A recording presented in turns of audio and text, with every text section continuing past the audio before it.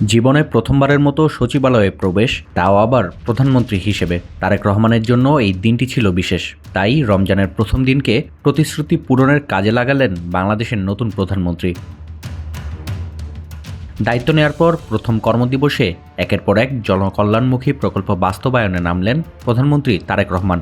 বৃহস্পতিবার সচিবালয়ে প্রধানমন্ত্রীর সভাপতিত্বে অনুষ্ঠিত হয় উচ্চ পর্যায়ের এক সভা, যেখান থেকে এলো দেশব্যাপী বিশাল কর্মযজ্ঞের ঘোষণা। অগ্রাধিকারের শীর্ষে রয়েছে ফ্যামিলি কার্ড। নারীদের ভাগ্য বদলের হাতিয়ার হিসেবে এই কার্ডকে ব্যবহার করতে চান নবনির্বাচিত প্রধানমন্ত্রী। তাই অর্থনৈতিক মুক্তির অঙ্গীকারকে বাস্তবে রূপ দিতে গঠন করা হয়েছে 15 সদস্যের ফ্যামিলি কার্ড প্রদান সংক্রান্ত মন্ত্রিসভা কমিটি। এই কমিটির সভাপতি অর্থমন্ত্রী আমির খসরু মাহমুদ চৌধুরী।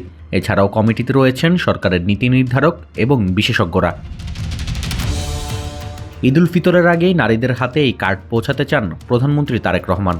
তাই আগামী 24 ফেব্রুয়ারির মধ্যে কমিটিকে প্রাথমিক প্রতিবেদন জমা দেওয়ার নির্দেশ দেওয়া হয়েছে। তবে এই প্রকল্পে যাতে অসৎ ব্যক্তিরা সুবিধা নিতে না পারেন সেই বিষয়টিও নিশ্চিতে গুরুত্ব দিচ্ছে সরকার। স্বচ্ছতা নিশ্চিতে জাতীয় পরিচয়পত্র ও জাতীয় খানার তথ্য ভাণ্ডারের সমন্বয়ে তৈরি করা হচ্ছে ডিজিটাল MIS। তবে ঈদের আগেই গোটা বাংলাদেশ ফ্যামিলি কার্ডের আওতায় আসবে না। জানা গেছে পাইলট প্রজেক্টের অংশ হিসেবে শুরুতেই দেশের 8টি বিভাগের 8টি উপজেলায় এই কার্ড চালু করা হবে। এর মাধ্যমে যাচাই করা হবে কার্যকারিতা। শুধু ফ্যামিলি কার্ড নয়, কৃষি ও পরিবেশ রক্ষায় প্রধানমন্ত্রীর নির্দেশে একযোগে শুরু হচ্ছে আরও 2টি বিশাল প্রকল্প। গ্রামীণ অর্থনীতি চাঙ্গা করতে এবং সেচ সুবিধা বাড়াতে সারা দেশে শুরু হচ্ছে খাল ও জলাধার খনন কর্মসূচি।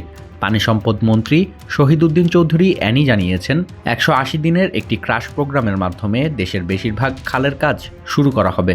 এর মাধ্যমে শহীদ রাষ্ট্রপতি জিয়াউর রহমানের সূচিত খাল খনন বিপ্লবকে পুনরায় জীবিত করার লক্ষ্য নেওয়া হয়েছে।